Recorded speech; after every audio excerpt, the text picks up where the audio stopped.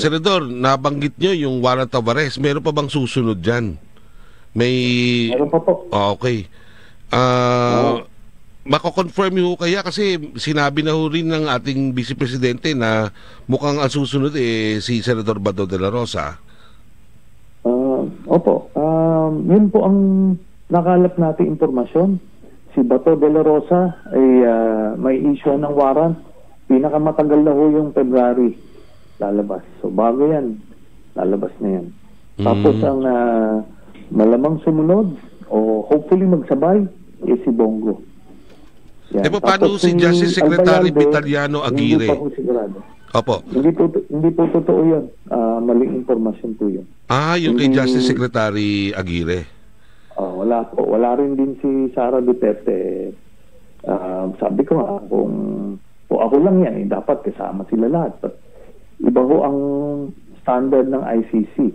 Pagka ng case build-up sila, kailangan umabot sa threshold ng certainty of conviction yung kanilang ebidensya. At kay Bato, buo na. Kay Bongo, yun na yung they're almost there. Then itong si Albayalde, hindi pa sure kung aabot dun. O mula sa ICC po, Senador, magtungo ho naman tayo dun sa ICI. Itong Yes.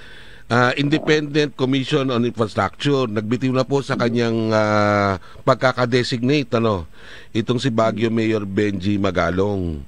So, at medyo yung mga nakaraang interview nito ni Mayor Magalong, mukhang parang nagdaramdam. No? Ano po bang analysis ninyo tungkol dito sa kanyang pagbibitiw? Ako po, ay isa na ako sa unang umalma na nung pumupostura siyang isasama doon sa Independent Commission. Hindi po siya pwedeng maging sumama sa Independent Commission kasi maka-Duterte siya. Kahit tanungin mo siya, maka-Duterte siya at maka-Bongo siya. Itong dalawang ito, kinailan ko nga ng plunder case itong si Bongo at si Duterte dahil nakuha namin mga dokumento na worth 6.6 billion infrastructure projects ibinigay, inaward ni Duterte sa tatay at kapatid ni Bongo. Wow. Sabi ko nga, kung ito dokumentado ho yan.